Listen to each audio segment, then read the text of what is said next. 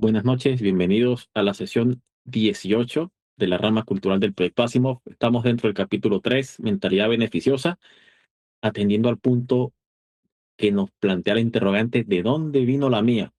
Recuérdese que vimos que habían beneficios, entendimos si nos conviene, definimos cuál es la correcta y vamos a responder ¿de dónde vino la mía? Pero ustedes dirán, oiga, y no definimos la propia. Bueno, esa de hecho es la tarea que se sugirió en los puntos anteriores con lo que hemos conversado y bajo el marco conceptual que ya tenemos, es muy probable que tengan una definición más formalizada, más bajada a tierra.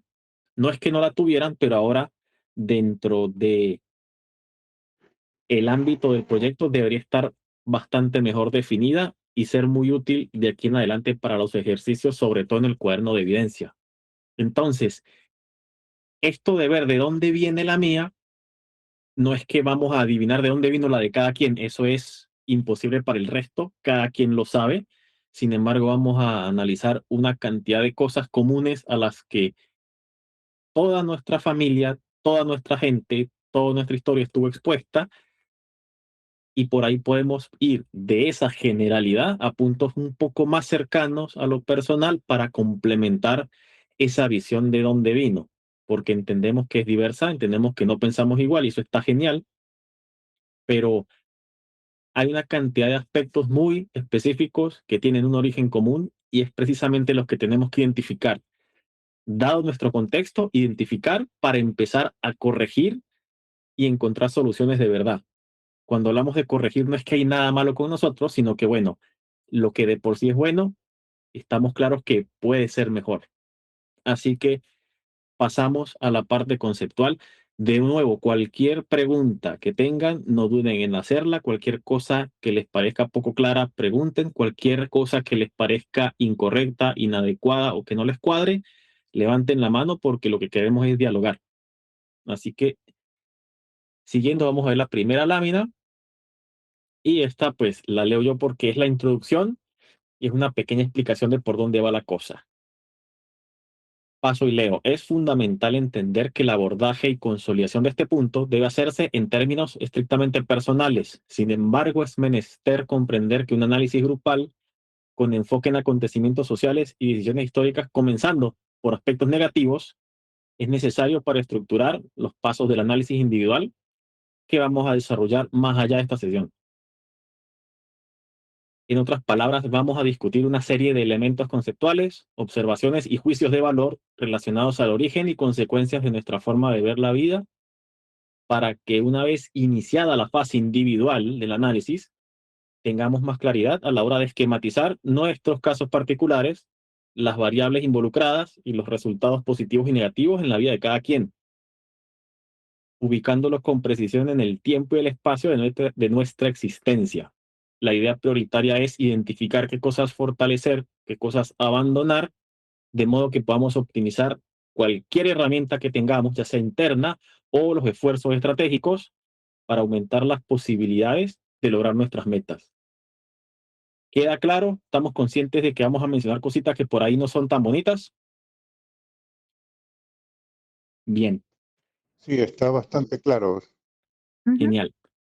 Ok, entonces vamos directamente y como de costumbre la dinámica es ir leyendo. Vamos según el orden que tengo acá en forma dedocrática. Si le parece, Juan Carlos, ayúdenos a leer esta lámina. Ok, ¿me escuchan bien? Sí, Ujú. ¿De dónde vino mi mentalidad? Orígenes históricos. La parte negativa de la herencia colonial. Poder altamente centralizado, sociedad jerárquica, dependencia del Estado o de una autoridad superior, escasa tradición de autogobierno local, cultura de privilegios antes que de igualdad ante la ley, personalismo. Durante casi 3 siglos, la riqueza dependía mucho más de la cercanía con el poder que de la innovación o el emprendimiento. En este tipo de condiciones, el éxito puede asociarse a tener conexiones. En otras palabras, estar bien parado y conocer a la persona correcta, por encima de competir en igualdad de condiciones. La cultura del caudillo. Tras la independencia no se consolidó rápidamente una república moderna. En cambio aparecieron décadas de guerras civiles y caudillos. Eso reforzó la idea de que el orden depende de un hombre fuerte. Las instituciones son secundarias. El líder importa más que las reglas. Eso generó una cultura profundamente personalista. Todavía hoy, la política venezolana gira alrededor de individuos más que de instituciones. Así es, gracias Juan Carlos. Fíjense que hay una cosa que tenemos que notar de primero. Estamos ultra resumiendo y comprimiendo mucho todos esos periodos históricos que mencionamos, pero es necesario de cara al análisis porque no estamos queriendo estudiar la historia, sino algunas consecuencias. Tampoco queremos decir que todas etapas posteriores fueron malas. Tenían muchas cosas malas y como dijimos, vamos a analizar lo negativo primero. Eh, Cualquiera que lo estudie en profundidad, y bueno, yo pues admito no ser un estudioso de la historia de manera muy sólida, yo pues, soy técnico, soy programador, pero podemos entender que incluso en ese periodo hubo cosas que fueron buenas. Eh, en términos culturales, también las hubo, en términos de cuál era la estructura espiritual, por decirlo de alguna manera, y todas las consecuencias a nivel de interacción social. Hay algunas buenas, es el punto que quiero establecer, pero nos quedó esto que está malo. Eh, y si se dan cuenta, como que no ha cambiado mucho la cosa, incluso desde la época colonial. Es rarísimo, pero estamos así. Y eso hizo mella en cómo vemos las cosas, aún sin querer verlas a propósito de una manera muy particular. Todos caemos por defecto en alguna de estas cosas, en algún aspecto más o menos sensible. Y nos enteramos cuando viene alguien con una mirada externa y nos lo dice, o tal vez un familiar con confianza que por ahí ya tiene cierto trabajo interno y uno se queda, oiga, es verdad, mi cuenta me di, estoy cayendo en esto. Es bueno notarlo y darse cuenta. Con el punto de la cultura del caudillo, creo que no requiere mayor explicación. Somos de alguna manera sobrevivientes de todo un proceso que se dio las últimas 3 décadas por ese mismo fenómeno. Tal vez hay gente a que le guste eso, hay gente que no, pero nos tuvimos que comer ese plato, esa cena fría toditos. Y esto desde la época de la Guerra Federal no cambió, sigue siendo así. De hecho, una muy buena parte de nuestro panteón de próceres proviene de ahí. Y es muy, muy preocupante que ese panteón no se haya actualizado. Y me dirán, oiga, ¿y por qué hay que actualizarlo? Porque los tiempos cambian, las prioridades mutan y la dirección a la que se puede dirigir un país debe actualizarse porque hay necesidades diferentes, hay capacidades diferentes y si seguimos teniendo en alta estima gente que solucionó en épocas posteriores, no vamos a poder solucionar a futuro. ¿Quiénes pueden ser nuevos próceres? Yo tengo algunas ideas, seguramente ustedes también. Podemos mencionarlos con libertad, aunque eso en sí es un debate muy interesante, pero muy largo. Si tienen alguna idea, con toda confianza, pero el punto es ver que a pesar de que ha pasado muchísimo tiempo, seguimos padeciendo males de ese estilo. Y la propuesta del proyecto es no solamente quedarse con lo que ocurrió, sino más bien hacernos la pregunta por qué como sociedad, como pueblo, permitimos que haya ocurrido. Si hay enormes cantidades de evidencia histórica de que otros pueblos lograron deshacerse de eso y pues nos llevan cierta ventaja. No son perfectos, no estoy diciendo que hay que copiar a rajatabla porque eso es malo, pero oiga, se me vienen a la mente por lo menos 5 o 6 lugares donde yo digo, me encantaría que mi país tenga ese estilo de vida o ese nivel de vida. Así que bueno, por ahí va la cosa. Vamos con la siguiente lámina. ¿Hay consultas? ¿Algo no queda claro o podemos seguir directamente? Ujú. ¿Sí? Sí, Adelante. ¿No? Que sí, podemos seguir directamente. Ok, listo, gracias. Bueno, continuamos entonces. Y la siguiente lana le toca a Ninoska, de hecho. Ven, ¿de dónde viene mi mentalidad? Orígenes históricos. El petróleo. Antes, Venezuela era relativamente pobre. Después del descubrimiento petrolero, el Estado comenzó a recibir enormes cantidades de dinero que no provenían directamente del trabajo productivo de sus ciudadanos. Esto modificó profundamente la dinámica social y generó una mentalidad en la que la riqueza viene a partir de una renta, no de crear valor. Esto fomentó expectativas sociales como esperar subsidios, esperar que el gobierno resuelva, esperar oportunidades provenientes del Estado, buscar acceso a la renta. La abundancia fácil. Durante décadas, Venezuela fue uno de los países más ricos de Latinoamérica. Muchas generaciones crecieron viendo que había gasolina prácticamente gratuita, que el Estado financiaba enormes proyectos, que importar era más fácil que producir y que había un consumo elevado. Eh, Esto crea una percepción del mundo donde el dinero parece abundante, ahorrar parece innecesario y planificar a largo plazo pierde importancia. Así es, gracias, Ninoska. Eh, de nuevo que estamos viendo un patrón. A pesar de que esto toca más una época que no es la actual, podemos ver que muchas de estas cosas siguen presentes. Y no se trata solo de prácticas de un gobierno o de casualidades de la industria, sino en el día a día. La gente, a pesar de todo el sufrimiento que ha padecido, sigue conservando muchas de estas cosas y muchas de esas cuestiones que se describen ahí siguen siendo objetivos de muchas personas. Em, para nadie es un secreto que la producción de casi cualquier rubro en Venezuela hoy en día está en mínimos históricos.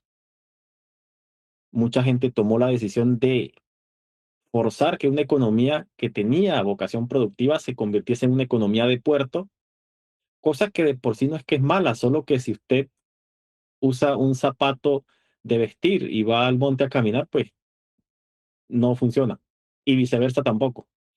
Así que el hecho de no asumir la responsabilidad de identificar bien y de preparar bien el aparato productivo del país nos ha pasado factura en casi todas las épocas. Sobre todo ahora, y muchos dirán, oiga, pero se hay que, claro, algo por fuerza se tiene que ir cambiando y algo nuevo tiene que aparecer porque la presión de quedarse atrás es mucha. Sin embargo, el impulso de optimizar y estar a la vanguardia sí se perdió totalmente. Creo que todos conocemos al menos un par de casos, no solo de ineficiencia, sino directamente de corrupción, en donde muchas cosas que se prometieron no se cumplieron y donde, aparte de todo, encima de todo, mejor dicho, se le puso limitaciones al sector privado o a la gente en general para que pudiera desarrollarlas por su cuenta. Esto pues está de más decir que fue peligroso, fue nefasto y bueno, aún la seguimos padeciendo.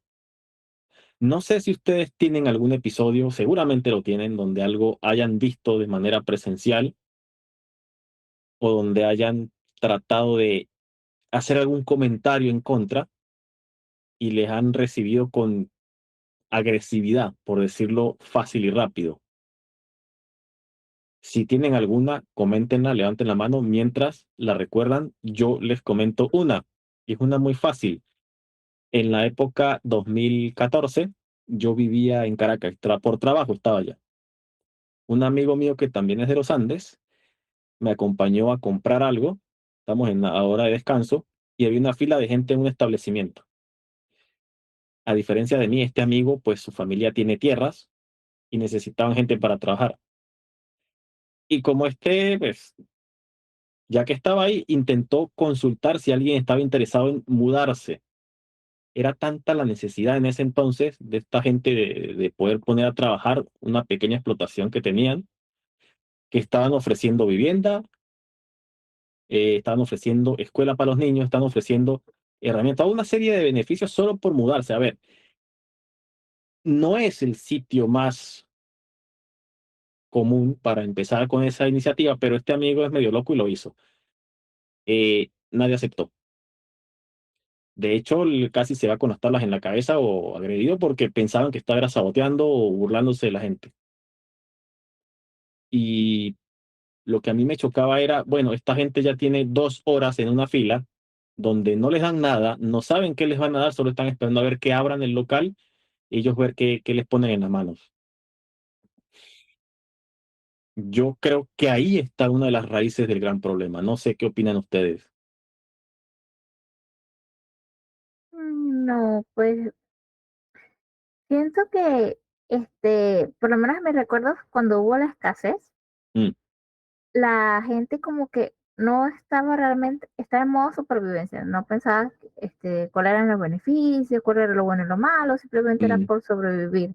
Y claro. entonces esto de la escasez agravó estos comportamientos que se vinieron con la mentalidad de la era petrolera y que era algo así como que todo el mundo creía merecer que el Mm, Estado le diera todo y que todos debíamos recibir los recursos, toda la cosa, pero la verdad es que si nosotros nunca trabajamos para producir algo por nosotros mismos en el sentido de que nuestras empresas produjeran, que nuestro gobierno sí. ni siquiera movilizaran para hacerlo de ocupar tierras, porque imagínense, mucha gente ya se estaba yendo, mucha gente ya estaba asustada perdiendo trabajo, muchos lugares que eran como empresas que eran que se encargaban, no sé, del sector agronómico, habían desaparecido Mm, por el Estado y nadie ocupaba los trabajos que se habían perdido o que la gente había perdido porque habían cerrado esas empresas privadas o cosas ujú, así y sí. nadie apoyaba las iniciativas del de los ciudadanos, que era que, bueno, no me estás dando nada, no me estás dando recursos, por lo menos aunque sea, apoya ciertas planificaciones para poder estructurar y que podamos, no sé, generar alimentos mientras mientras todo supuestamente, y esto era lo que decía la gente, Estados Unidos nos bloquea, cosa que era mentira, pero Mm, que se aprovecharon para que todos estuviéramos pasándolo mal. sí. Y ciertamente lo que estoy diciendo es como que va muy con lo de la lámina anterior que digo que el gobierno no debe resolver, pero en ese tiempo, o sea, ellos eran los que nos habían metido en esto y nosotros no teníamos ni la capacidad económica, ni la educación, ni teníamos la organización que como un organismo central debería proporcionarnos para que todos nos organizáramos, porque realmente era como que estábamos muy consentidos en ese sentido.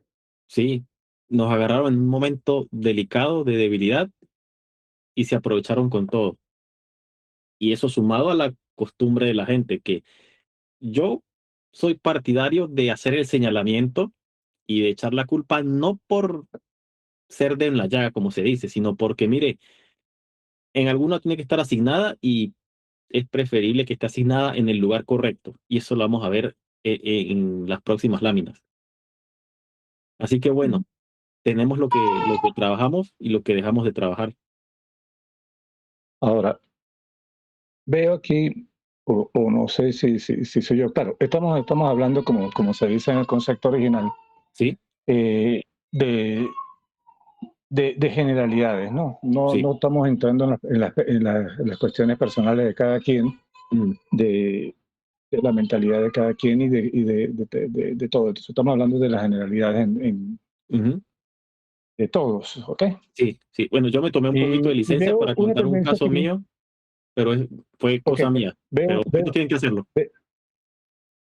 veo una tendencia aquí, no sé si soy yo o es que estoy, pero Ajá. es que son los extremos, ¿no? Ujú, Como todo, siempre todos los extremos son malos, ¿no? mm, Todos los extremos de todo tipo son malos, pero bien gerenciados y bien aplicados y bien intencionados, las mismas circunstancias funcionan o ayudan de cierta manera.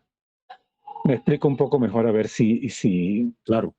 si es la idea. Cuando hablamos aquí de la parte negativa de la herencia colonial, ahí está la frase esta que me quedó. Vamos a Durante ver. casi 3 Manda. siglos, la riqueza dependía mucho más de la cercanía con el poder que de la innovación o el emprendimiento. Mm, En este tipo de condiciones, el éxito suele asociarse a tener conexiones, en otras palabras, estar bien parado. Ok, Sí es cierto que eso era así, pero parte del éxito también es eso, ¿no? Tener conexiones. Para eso precisamente estamos aquí en el proyecto, para eso precisamente nos mezclamos con otra cosa. No conexiones de aprovecharse, porque esa es la diferencia que tiene que ser, pero no es que esté mal tener conexiones ni que sea una mala práctica tenerlas, Sí, ¿no? sí, no, fíjese que la riqueza Eh, dependía. Ahora bien, en ese, y en todo momento también, porque eso siempre ha sido aprovechamiento, pero es siempre llevarlo a los extremos malos, ¿no? Quiero sí, hacer como este énfasis en estas cosas, ¿no? De que no es que tener conexiones sea malo, ¿no? De ninguna no, manera. no Es estamos cuando diciendo tú te eso. aprovechas de las circunstancias y de todo. No es que sea malo que haber tenido una renta petrolera en su momento. Lo malo es la forma en que se ejecutó esa Claro, renta petrolera o la mudanza base. Entonces no es, sí, todo esto nos influyó y es la consecuencia que estamos viviendo de haber hecho mal las cosas, pero no es exacto. que de per se eso sea malo. Como dice el dicho, el diablo está en los detalles. El diablo, eso es Entonces, correcto, exactamente. fíjese que aquí lo que queremos reflejar, al menos en la lámina que está activa, es que la dependencia era total. Si usted no estaba conectado o colocado, simplemente no podía tener riqueza, no tenía acceso. Eso de alguna manera cambió y hay escenarios en donde usted puede tener riqueza sin tener necesariamente conexiones de algún tipo. Pero es que en Venezuela es uno de los países donde la necesidad de una conexión suele estar entre los requisitos no negociables. Pero conexiones ya, como se dice, de uña y mugre, de conchupancia, hasta de corrupción, de De aprovechamiento, como enchufado, usted bien lo dice, como es exactamente. el término actual. El Sí, término actual de enchufado. sí, señor. Sí, sé que las cuestiones van por ahí. Ujú, Eh, Obviamente el sentido es ese, ujú. pero no es que sea malo la palabra conexiones No, es que, ni asociarlo de ninguna manera, ¿no? claro, Al porque hay contrario, conexiones naturales. dos conexiones exactamente, y Sí, que hay sí, que buscarla y hay que tenerla y que probablemente estén donde tengan que estar, de beneficio pero que no hay mutuo. que ser el beneficio mutuo, correcto. Sí, tal cual, ¿no? Igual que en el caso que planteas de tu amigo con las tierras y las cuestiones, ¿no? Mm, Si se le ofrecen beneficios a los empleados, no es que eso esté mal, ¿no? Por el contrario, está bien. El problema está de la gente que esperar vivir de esos beneficios, de esas cosas solamente, sí, sin ser productivos, exactamente, ¿no? sí, Ese es el punto, ¿no? sí, señor. No dejar solamente ahí en la facilidad, sí, en la facilidad de las cosas, ¿no? Sí, sí, Porque sí. hubo mucha gente que aprovechó en su momento y hizo grandes empresas en Venezuela en el momento de la abundancia petrolera, ¿no? Que supieron aprovechar, que no esperaron subsidios, no esperaron que el gobierno les resolviera, no esperaron nada de eso y hicieron grandes empresas en Venezuela que bueno, que desaparecieron después Sí, por el chavismo y por toda esta cosa, pero eso fue una cuestión de diseño, o sea, el chavismo su único objetivo era destruir no había más nada, no le importaba absolutamente más nada sino la destrucción total. sí, sí, eso es una observación muy, muy buena porque depende también de cómo se gestionen las cosas. A ver, con el tema de los beneficios, si hay una de las partes que lo ofrece, no debería haber ningún problema, porque es parte de lo que uno está dispuesto a dar en medio de la interacción. Ahora, ¿qué sí lo hace dañino cuando es algo que es obligatorio? Es forzado, incluso hasta por un tercer actor. Y en Venezuela eso pasó mucho. Siempre aparece de la nada un tercero que quiere mediar forzosamente en alguna interacción, pues, para llevarse beneficio. Y ahí está el punto que queremos hacer ver. Ese tipo de situación nos hizo daño. Lo de Correcto, esperar, lo de los exactamente. subsidios, mire, hay mucha gente que dice, sí, porque hay que dar prioridad a sectores estratégicos o conveniencias geopolíticas o de producción estacional. Mire, técnicamente sí, pero también hay que ver cómo se hace. Y ya que estamos en la lámina que habla del petróleo, hay un ejemplo de lo que pudo haber hecho Venezuela o cualquier país petrolero, que es el caso de Noruega. Mucha gente cree que esa gente es iluminada o que ya eran ricos, que no, de hecho, venían de pasarla muy mal. Y cuando descubren petróleo en el Mar del Norte, en sus aguas territoriales, ellos dicen, no vamos a usar esa plata del petróleo para empezar a mejorar el país. Vamos a meterla en un fondo que va a invertir y con los rendimientos de ese fondo es que sí se van a mejorar las cosas. Y para no desgastar el fondo, a los ciudadanos se les va a someter a una disciplina fiscal bastante rigurosa. Durante mucho tiempo esa fue la base del progreso que ellos tuvieron, por esa casualidad que no se esperaban, pero se aguantaron las ganas de gastar a mansalva porque sus políticos no querían ser populares y ahí les benefició de hecho esa fama de que son gente muy reservada, que no quiere estar brillando ni figurando, sino quieren enfocarse en trabajar. Bueno, aquí nos pasa al revés, aquí nos gusta figurar mucho, aquí el venezolano, y eso hay que decirlo, es muy pantallero.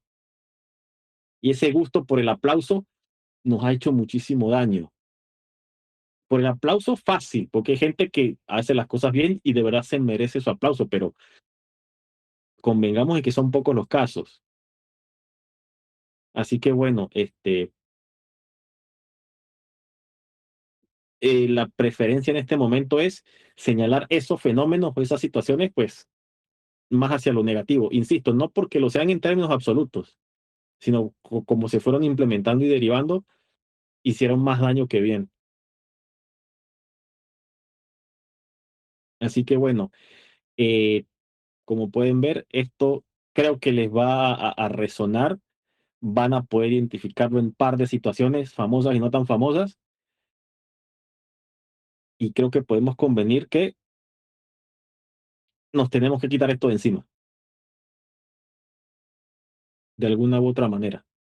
Y solo cuando entendamos que hay una forma adicional para funcionar, tal vez podamos ir explorando la correcta aplicación o la parte no tan negativa de algo de esto. Porque si me pregunta a mí, y esa es ya mi opinión personal, como fin estratégico de una nación, tal vez subsidiar cierto tipo de educación sea conveniente. Yo particularmente creo que se puede hacer sin recurrir a los impuestos tradicionales. Hay otras formas, otras medidas, otras figuras, pero eso ya es para otro día. No sé qué opinan ustedes.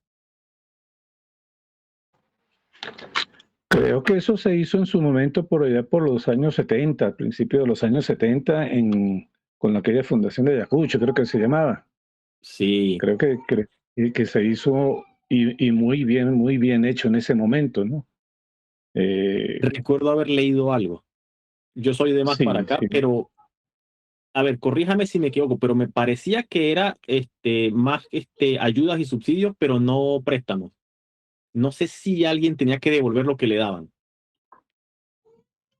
Creo que se devolvía, de verdad que ahí no estoy muy seguro porque, o sea, yo también estaba muy joven en esa época, no llegué a conocer esos detalles, ¿no? Mm. Pero sí creo que se devolvía alguna parte, más que todo era con tiempo de trabajo, con tiempo de trabajo y Sí, asociaciones. de por sí es una facilidad bastante alta. A ver, si funciona bien, pero voy a investigar.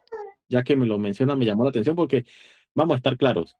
Si hay una beca de estas, que repito, yo estoy de acuerdo en que exista algo así, pero con carácter devolutivo y enfocado en profesiones que sí tienen impacto.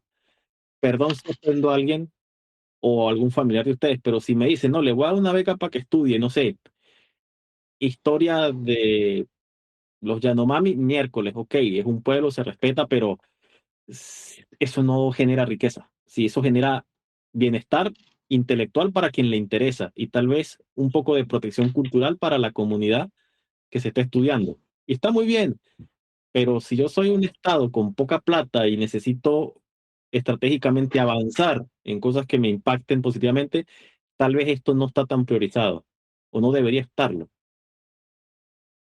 Digo yo, ya en muchas ocasiones me han tildado de muchas cosas y me han regañado por eso, pero es una cuestión que hay que saber priorizar. Hay muchos estudios que son más por gusto, por bienestar e incluso hasta espiritual. Pero mire, con lo espiritual difícilmente se llega a producir algo que le sirva al resto del país.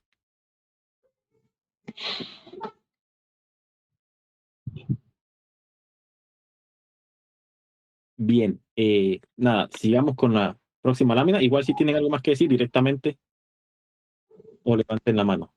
Bien, hemos visto esta del petróleo y la abundancia fácil. Vamos con esta. Ahora creo que le toca leer a José. Adelante, por favor. Y, ¿dónde vamos? En la del petróleo, ¿verdad? No, la que sigue. Debilidad institucional, ok. ¿De dónde vino mi mentalidad? Orígenes históricos. Debilidad institucional. Durante gran parte del siglo XX, las instituciones nunca alcanzaron la fortaleza de las democracias más consolidadas. Cuando las reglas son poco confiables y las consecuencias difusas, las personas adoptan estrategias enfocadas en resolver mediante contactos, improvisar, negociar constantemente, desconfiar del sistema. Lo que se suele llamar viveza criolla se entiende mejor como una estrategia adaptativa derivada de la educación fallida frente a instituciones débiles y poco predecibles. Educación cívica limitada. La educación priorizó memorizar, obedecer y repetir, abandonando lo relativo al pensamiento crítico, alfabetización económica, filosofía política, responsabilidad ciudadana y habilidad emprendedora, limitando la comprensión de conceptos como separación de poderes, incentivos idóneos, instituciones independientes y el Estado de Derecho. Tal cual. Gracias, José. Entonces, fíjense que aquí de nuevo no hay ningún secreto. Insisto, la cuestión no es ser dedo en la llaga, pero es señalar lo que en efecto está. No sé ustedes, pero desde que yo tengo memoria, yo nunca tuve muy buen concepto de ninguna institución del Estado. No porque estuviese en contra directamente, sino porque veía que no eran efectivas. Veía que estaban llenas de gente muy poco comprometida, muy poco dada a entender cuáles son los detalles de su función y de hecho con mucha tendencia hacia la corrupción, a todo nivel, en todo lugar y en todo momento. Seguramente lo que digo es un exagerado, pero les aseguro que es lo que vi. Tal vez a mí me tocó ver un periodo de decadencia muy profunda y por eso tal vez me hace no solo más sentido, sino que me genera más sensibilidad. El término de la belleza criolla para mí es también bastante importante, porque, y aquí sí insisto, perdón que insista con usar un ejemplo personal, pero si una cosa a mí me acusaron desde que era niño era de ser bobo y achantado. Obviamente sigo pensando que eran acusaciones injustas, solo que mi forma de funcionar era otra. Yo no buscaba los resultados que mucha gente sí quería buscar. Y está bien, cualquiera puede elegir lo que necesite, pero yo veía al pasar el tiempo como mucha de la gente que me fue acusando iban degradando su nivel de vida de alguna manera. Eso fue uno de los factores que me dijo, oiga, aguante, cálese que le digan cualquier vaina, porque esta gente se está haciendo daño solita. Claro, yo no me considero ningún genio ni nada, simplemente soy un tipo normal que se hacía preguntas y no quería copiar lo que estaba viendo, porque primero me hacían sentir mal y segundo veía que después les iba mal. Y en general es lo que yo opino que se ve con el país, un país que despreciaba ciertas cosas sin motivo alguno, solo porque tal vez no resonaba en principio, y se aferraba y se sigue aferrando a una cantidad de prácticas que lo que hacen es hacerle daño. Capaz vieron algo similar, capaz no, pero creo que hace sentido. Y con la parte de la educación, bueno, ese es uno de mis mayores traumas. Sufrí mucho. eh, Desde que tengo uso de razón y memoria del proceso educativo, yo siento que me intentaron adoctrinar y bueno, eso está mal. Por eso en las primeras etapas no me fue nada bien. Y no es que ese suceso sea garantía de que después se arregla todo, porque no, pero el no estar tan alineado y el tener mucha desconfianza y escepticismo tal vez ayuda a que uno empiece a contrastar y con el contraste darse cuenta de lo que tal vez pudo haber sido mejor. De nuevo, no creo tener la razón absoluta ni la verdad en la mano, pero vamos punto a punto de lo que se abandonó. Es difícil conseguir gente en la calle con un pensamiento crítico de verdad, o al menos medianamente estructurado. La alfabetización económica obviamente jamás llegó a la gran masa porque hay tanto problema. La filosofía política, mire, si hubiese sido eso atendido, la gente no se hubiese dejado engañar históricamente, pero sobre todo hace 3 décadas. La responsabilidad ciudadana, si se hubiese trabajado realmente, no estuviésemos viendo muchos lugares con problemas de higiene y basura en la calle. Y la vida emprendedora, aquí es un punto un poco más complejo de ver, porque uno dice, no, la gente sale y resuelve, hace cosas. Bueno, sí, pero salir al rebusque, que a veces hace falta y no hay que estigmatizarlo, pues solamente resuelve en el corto plazo. Es muy difícil y poco común ver emprendimientos de cierta envergadura, al menos en lo estructural. Ya tener plata, recursos, inversión, eso es otro juego, eso es otra cosa, pero las iniciativas que se plantea el venezolano promedio no pasan de cierto tamaño. Y uno puede pensar, no, porque hay falta de plata, hay un entorno difícil, sí, pero más bien cosas un poco más arriba del promedio, aunque sean complicadas de desarrollar, son las que suelen tener mejor solución a lo que está pasando. No es una garantía, pero bueno, es lo que la literatura emprendedora ya nos ha demostrado con infinidad de casos de éxito en diversidad de lugares del mundo. Y los otros conceptos, mire, separación de poderes hace mucho no hay, los incentivos están totalmente desalineados y las instituciones no son independientes. Y el Estado de Derecho, pues, hace mucho no está. Puede sonar que lo estoy acusando, y en parte sí, pero es algo evidente. Sucedió y las consecuencias son reales, están ahí. Hago otro paréntesis. No es que nosotros tengamos eso, yo no les estoy acusando a ustedes o señalando que tengan algo de eso. No, no, no. Todos tenemos alguito, pero todos tenemos también otras cosas buenas. Es cuestión de que vamos a hacer énfasis en esto para empezar a protegernos de manera más estructurada y desarrollar más cosas. Eso sería el objetivo, eventualmente. ¿Tendrán algún comentario de esto? ¿Quieren añadir o quitar o criticar algo?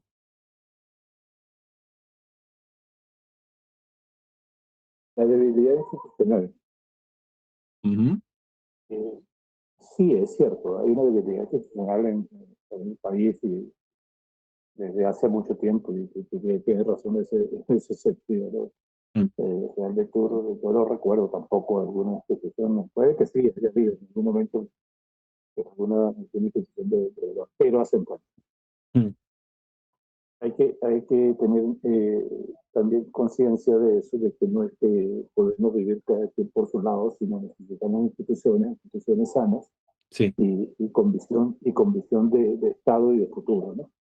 Para poder, para poder sentar bases y salir adelante. Y todas esas instituciones mismas pues, dan paso también a mucho de lo que estamos hablando, ¿no? Mm.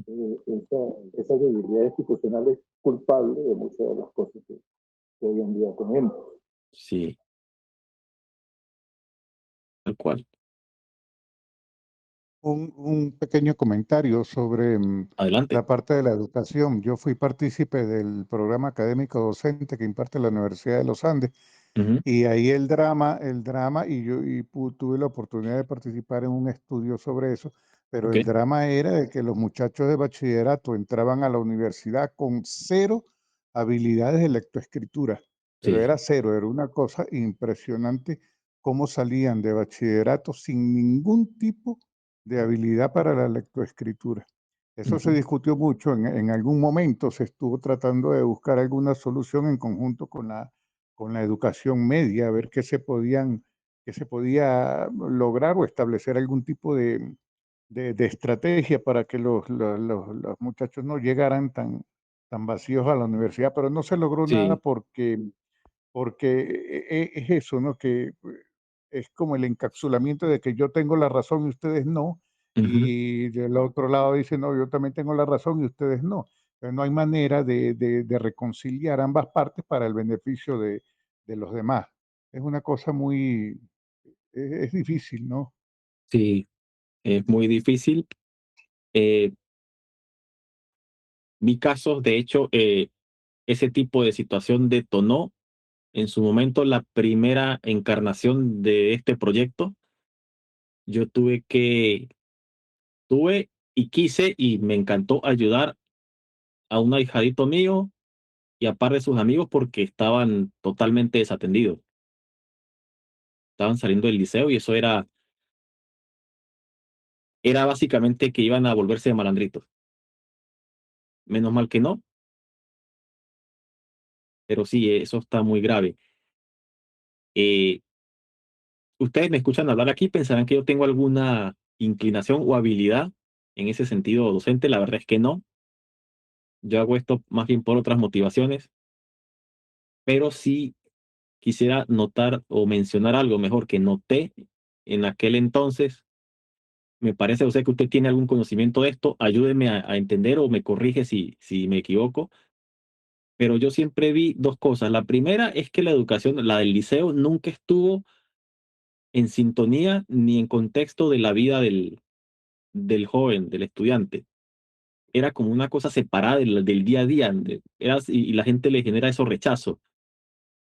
Y lo otro es, los salones siempre fueron demasiado numerosos. Sí, yo no tengo mucha preferencia por estar en un espacio abierto ni lleno de gente. Y se imaginará cómo me sentía yo de mal con tener otros 29 personas alrededor. Yo siempre me pregunté por qué el salón no es máximo 10 personas o menos.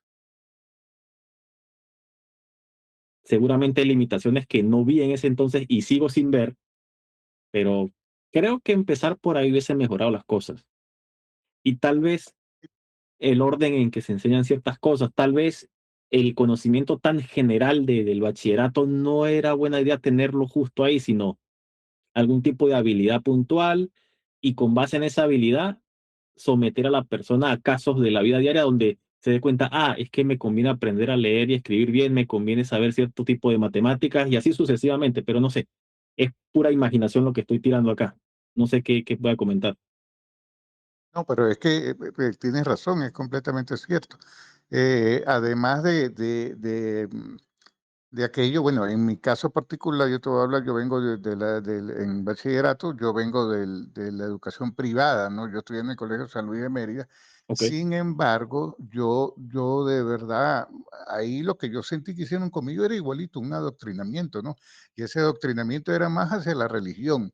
Mm, Yo salí con un rechazo enorme a todo lo que eran las cuestiones religiosas, pero una cosa impresionante, porque aquello era que le querían meter a uno la religión por donde fuese. Y, y era lo mismo, ¿no? Yo me acuerdo que también se estigmatizaba mucho aquello de la educación de los liceos, que eso era para malandros, que eso era mm, lo peor que había, pero yo no veía de verdad ninguna diferencia, y ahorita menos ninguna diferencia entre la educación privada y la educación pública en aquel entonces. Los sí, salones donde nosotros estábamos eran salones quizá un poco más bonitos, digamos, o sea, mejor, quizá un poco más ordenados, pero eso no diferenciaba nada de la educación que nosotros teníamos. Y de mm, hecho, yo recuerdo, yo salí de quinto año a estudiar bioanálisis y yo llegué a la universidad en cero, de verdad, o sea, ninguna de las cosas que yo vi en bachillerato me ayudó para poder entrar a la universidad con pie firme. Hay muchos claro, factores, ¿no?, que son de analizar. Yo no sé ahorita cómo estará de verdad bueno, yo no he visto tampoco yo cuando yo te hablo de esto hace quizá un año, 2 años atrás, ok, que yo estuve en el programa académico docente y que se tenía esa gran pelea con la educación media sobre la parte de lectoescritura de los estudiantes, ¿no? Es decir, que sí, no ha cambiado mucho. Y quizá ahora también es peor porque se ha perdido mucho la capacidad de razonamiento porque se diluye en los celulares, ¿no? Es una cosa impresionante sí, el daño que hacen las pantallas a nivel de la educación, a nivel del estudiante de educación media, es una cosa pero impresionante. Es que, mire, no, yo creo que quizás no nos imaginamos la magnitud del daño, cómo se diluye el conocimiento en las pantallas, ¿no? O sí, sea, la inclusive atención hasta se una gran pierde. preocupación, Hay una gran preocupación sobre la disminución de la escritura, ¿no? De la escritura como Sí, tal. sí, es curioso y le puedo comentar y aparte garantizar de que es una cosa que está pasando en todo el mundo. Yo en mi trabajo tengo gente nueva, se dice trainees, casi que son un poquito más que pasantes, pero no llegan a ser juniors. Tienen problemas de entender, no leen, ni, ni siquiera decir el correo electrónico, no leen los mensajes del chat en vivo. No sacan la cabeza del celular porque en plena videollamada lo tienen usando. E incluso cuando hay una cantidad de alertas de emergencia, las ignoran olímpicamente. Y el nivel de concentración o la capacidad de concentración, yo la sigo midiendo en varios casos en minutos. De ese grupo que está entrando, hay gente que no logra una hora completa de concentración. Es duro. Antes la sobrepasaban. Y bueno, lo bueno es que hemos desarrollado un método para aliviar eso, pero cada vez veo yo que es más difícil, más traumático, hay más reticencia y la pantallita en la mano es el factor más pesado en esa ecuación y no importa de dónde venga la gente, gente de Norteamérica, gente de Europa, gente de Asia Oriental, están en ese problema también. Es muy loco. A mí ya me da miedo. Lo que yo he podido ver es que depende de ciertos factores muy puntuales, se les hace más llevadero el camino para, entre comillas, desintoxicarse, pero es una lucha. Yo pierdo cuando viene una camada nueva en el trabajo mucho tiempo nada más llevándolos al nivel para que sean productivos. Pero bueno, para mí es de temer el fenómeno. Pero bueno, tendremos que ver qué hacer.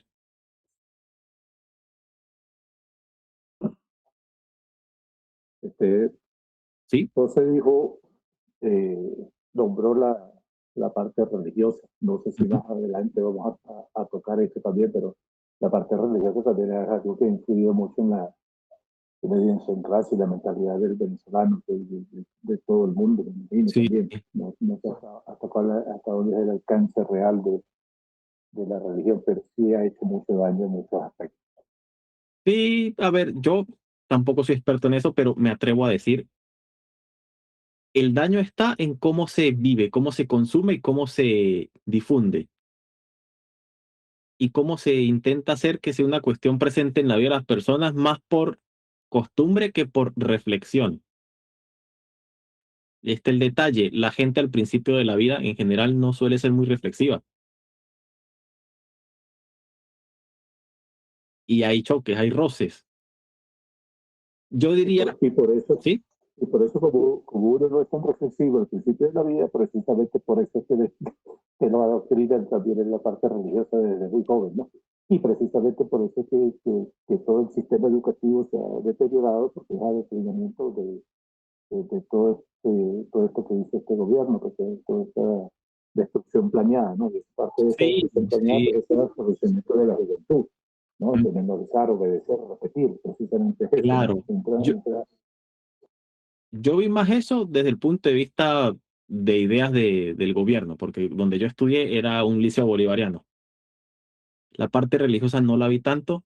De hecho, si bien mi familia tiene un trasfondo que sí, van todas a la iglesia, son más que todo las tías, las primas, las abuelas, están muy metidas en eso, pero nunca me obligaron. Más bien yo estoy, ahorita que ya estoy adulto, descubriendo y analizando ciertas cosas, pero es más porque yo decido avanzar hacia eso, no porque me estén obligando. Pero por ahí me di cuenta de que hay cositas que se pueden mejorar y optimizar de cara al mundo moderno. Yo veo que puede perfectamente ser parte de la vida de alguien, pero con ciertas barreras de control puestas por la mera lógica, cosa que se está viendo con una población, sobre todo con los problemas que causan en Europa. No sé si han visto el tema con la inmigración, sobre todo inmigración ilegal de países musulmanes. Y bueno, en mi opinión, el Islam ya ni siquiera es una religión, es un movimiento político y están causando desmanes. Así que gente muy fanatizada, muy ideologizada y se escudan en el tema espiritual para cometer crímenes directamente. Pero bueno, hay mucha tarea que hacer. Ese de hecho es uno de los puntos positivos que no nos afectan en Latinoamérica, pero quién sabe, si seguimos en decadencia, nos agarran descuidados y nos hacen aún más daño. No lo sé, perdón el comentario fuera de tema, pero nunca se sabe cuándo pueda sumarse otro punto malo al tema de la mentalidad de la región. Complicado. Bien, vamos con la siguiente lámina o hay más preguntas.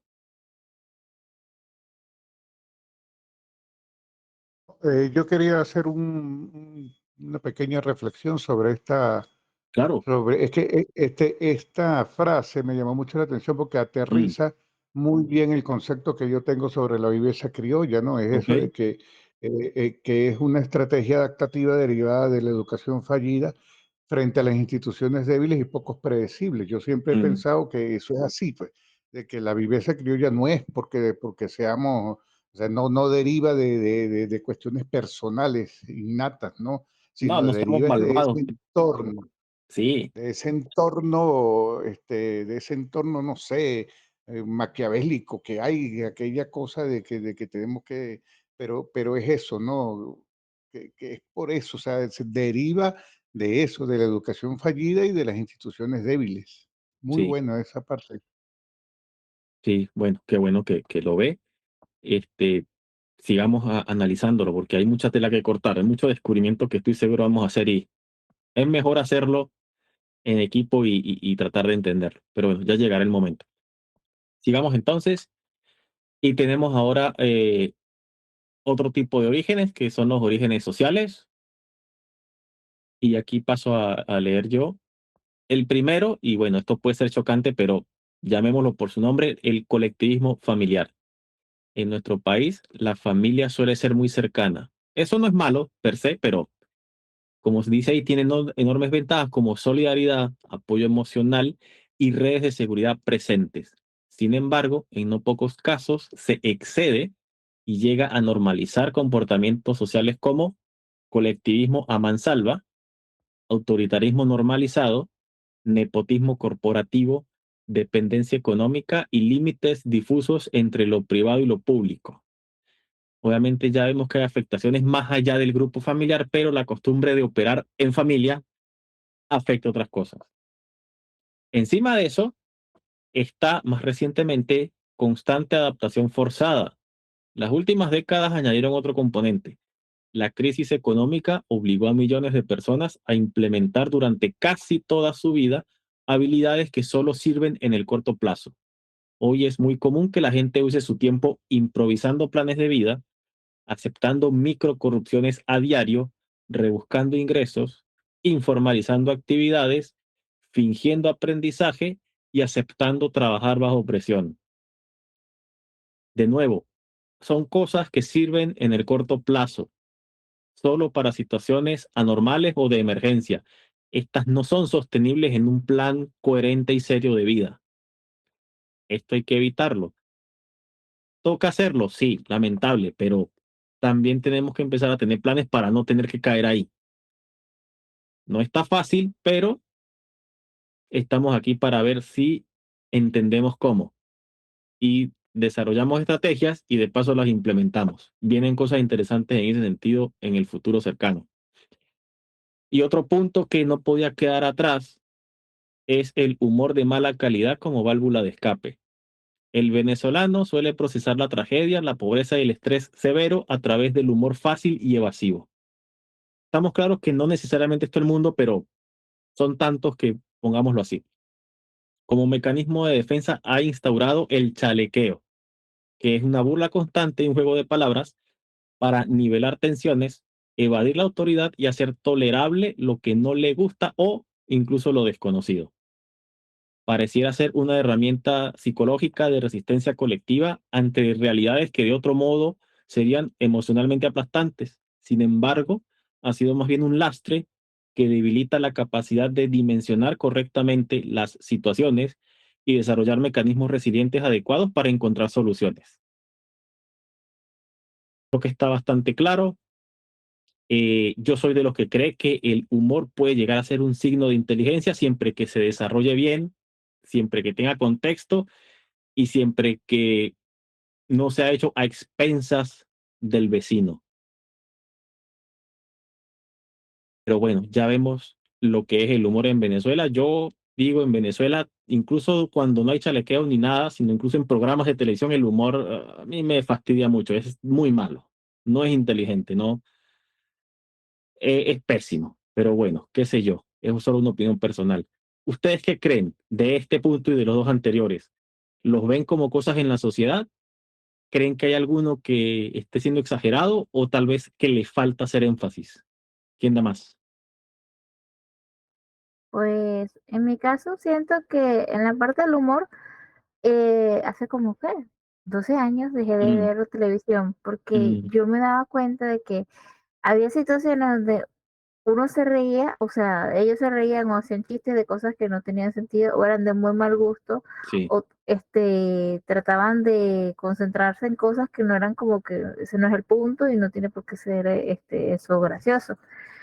Y en cuanto a lo del colectivismo fácil, familiar y la adaptación forzada, yo me encontré en situaciones, bueno, de las personales mías en las cuales hay situaciones familiares donde uno dice que si uno quiere progresar es mejor alejarse de la familia un tiempo Mm, o hacer como que, no estar muerto, pero estar incomunicado, porque mm, hay ciertas situaciones donde la gente como que, si uno demuestra que tiene más o que está como que progresando, o que está formando una familia o cualquier cosa, llega el punto donde si tú lo muestras ya sea en redes sociales, ya sea como llamando a un familiar o simplemente comentándolo en una conversación casual, siempre empiezan la sensación de que ellos también deben recibir lo que tú recibes y claro, que sí, si tú estás avanzando, ellos deben recibir lo mismo que tú. Y como ellos no quieren trabajar esos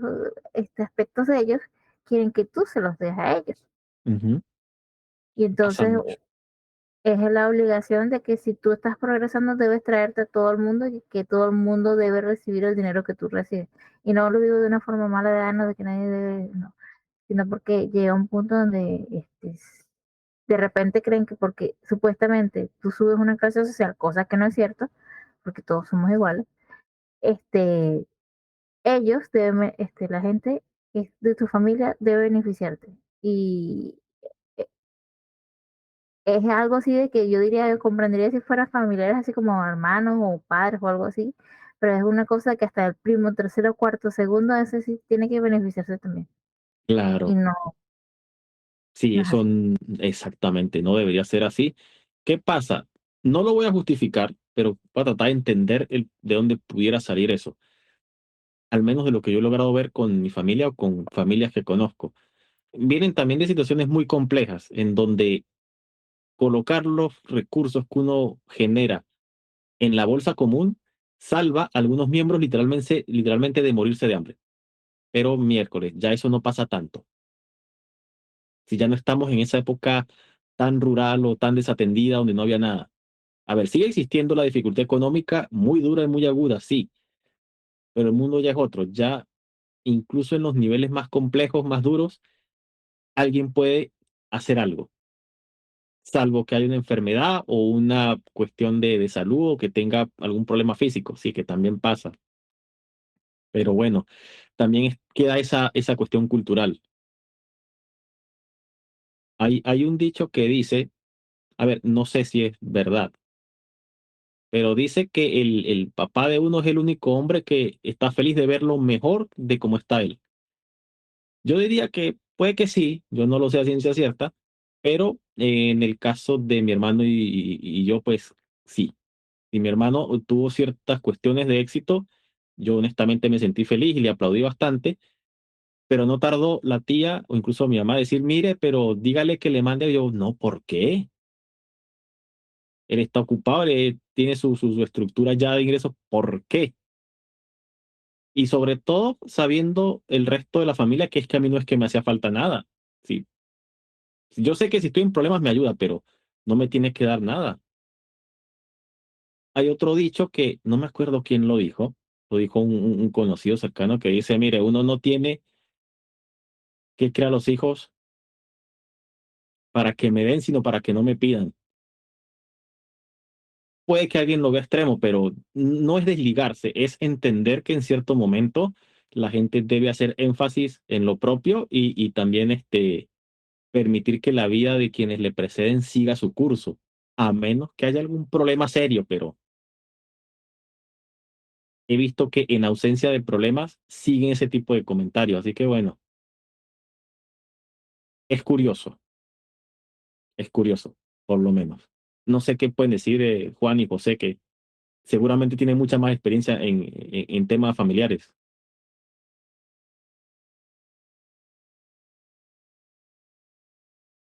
Bueno, sí, de hecho somos hermanos. ah, con respecto al colectivismo familiar y a la constante adaptación forzada, bueno, eso era lo que, pues sí, estoy absolutamente de acuerdo con esos dos puntos y además esas cosas eran lo que no le permitían a uno establecer estrategias que fuesen sostenibles en el tiempo, ¿no? Aquel dicho de que vivamos al día y de que vamos, como vaya viniendo, vamos viendo. Mire, Mm, para mí esas cosas hacen demasiado daño, más bien ese tipo de dependencias del inmediatismo y no tener una estrategia sostenible y sustentable en el tiempo, ¿no? ujú, Otra cosa, por ejemplo, con el humor de mala calidad, yo recuerdo, y lo voy a decir, a mí me llamaba mucho la atención el Conde del Guácharo, porque yo me preguntaba a mí mismo, pero ¿cómo es posible que la gente vaya a ver un espectáculo, una cosa, mm, donde un tipo se para delante de un micrófono, los insulta, los humilla, y la gente se ríe de eso? A mí eso me parecía tan, tan irreal, es una cosa de decir, pero ¿cómo uno como persona se permite eso, ¿no? Estar en un espectáculo donde uno es humillado y donde uno es arrastrado, y donde uno, y el tipo cobraba por esa vaina, ¿no? O sea, son cosas que son locas, ¿no? Son sí, locas en esta sociedad. sí, tenemos mucho que mejorar. Pero bueno, por lo menos nosotros estamos acá. En algún momento se nos ocurre algo que funcione. En fin. Pero también hay un humor de buena calidad, ¿no? Estamos hablando precisamente de un humor de mala calidad. Mm, Y el humor tiene que ser parte de la vida también, ¿no? Parte sí, de todo. ciertamente, Claro, ciertamente. siempre y cuando no se sobrepase con otras personas y otro tipo.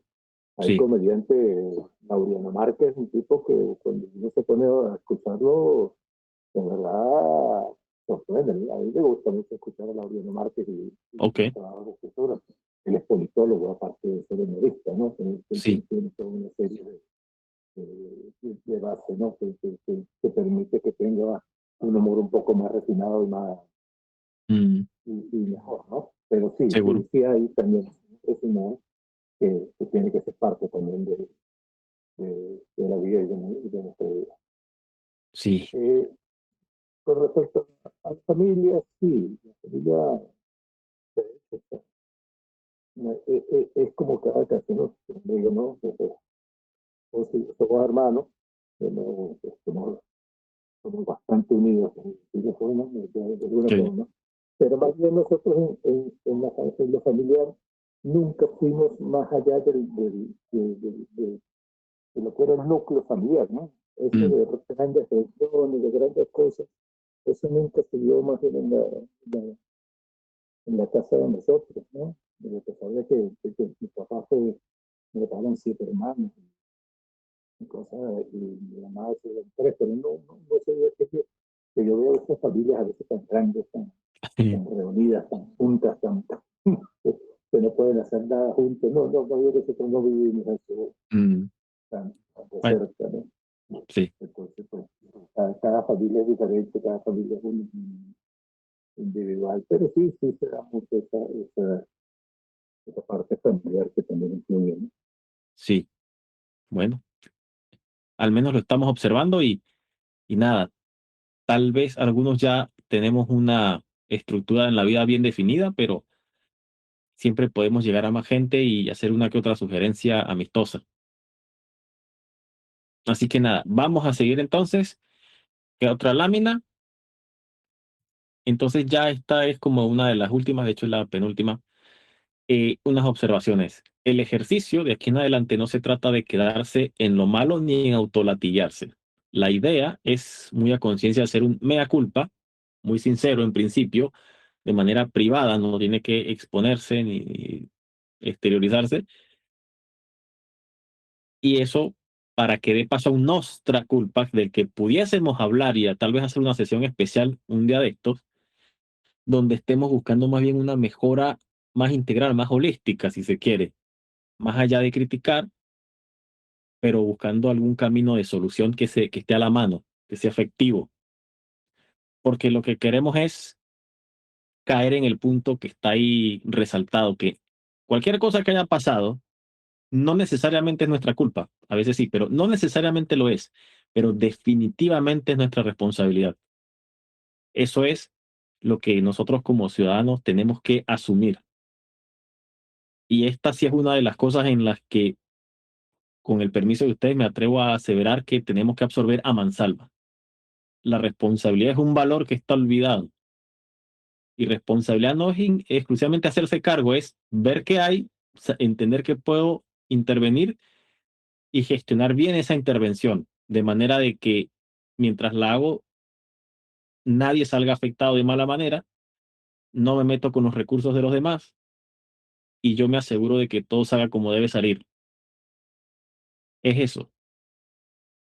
Si hay algún cambio de mentalidad, o tal vez añadido, si quieren, o capaz ya lo incorporan, sería eso. No hay otra cosa más allá, sino que partamos de esa base. No sé qué les parece, ¿están de acuerdo, están en contra? ¿Añaden alguna nueva?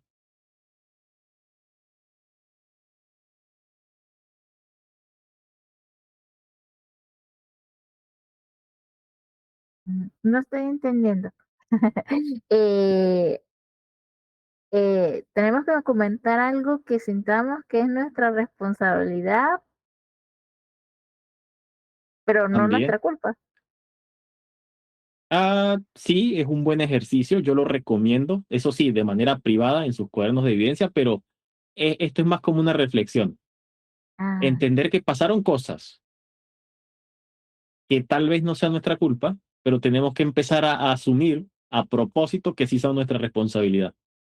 Que la economía se dañó, que hay problemas de producción, bueno, yo no lo causé, o tal vez sí, pero amén de eso, voy a ver cómo demonios contribuyo con la solución. ¿Qué me invento? ¿Qué hago? ¿Con quién hablo? ¿Qué cosa hago? Tratar de ir un poco más allá, ser responsable a mansalva, o como sea. A ver, ciertas condiciones siempre aplican, no nos vamos a hacer daño ni hacerle daño a la gente alrededor, pero tratar de estirar un poquito más allá nuestros recursos, nuestros tiempos, nuestras conexiones, eh, para intentar resolver y eventualmente lograrlo. Yo de manera personal pudiera sugerir un par de cosas, pero no es necesariamente lo mejor. Yo esperaría que ustedes, conociendo su propia situación y habiendo aplicado todos los puntos previos de los capítulos anteriores, empiecen a hacer su propia lista y que cuando se sientan que es el momento correcto, pues la empiecen a compartir. Hay un fenómeno muy bonito que empieza a pasar cuando hacemos el ejercicio, que es que entre esa lista salen ideas que coinciden o que se complementan con las de otras personas y surgen ideas o iniciativas de negocio bastante buenas. Requiere práctica, no es de una vez, obviamente no es obligado, no se exige que se haga, pero un día que tengan ánimo, capaz ven que algo funciona de lo que salga de ahí. Así que bueno, queda la tarea de, con todo esto, ver qué resuena más, qué resuena menos, y que ustedes ensamblen su propio párrafo de explicación de dónde salió la mentalidad que tienen,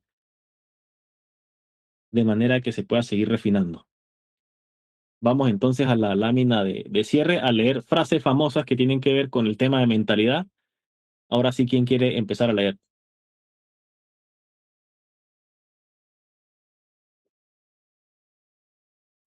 Yo. Voy. Si Deja a quieren, un Bueno, lado, ok, ok. Deja a un lado esa mentalidad de justificarte y victimizarte por todo, cuando ni siquiera lo has intentado, porque con esa mentalidad nunca vas a alcanzar nada. Ese es el tipo de mentalidad que te estanca. 10. ¿Y la que sigue? puedes cambiar de casa, de país, trabajo, pareja o incluso de religión, pero hasta que no cambies de mentalidad seguirás siendo pobre. Ujú. ¿Y la que sigue? Si cambias de pensamiento, cambias tus emociones.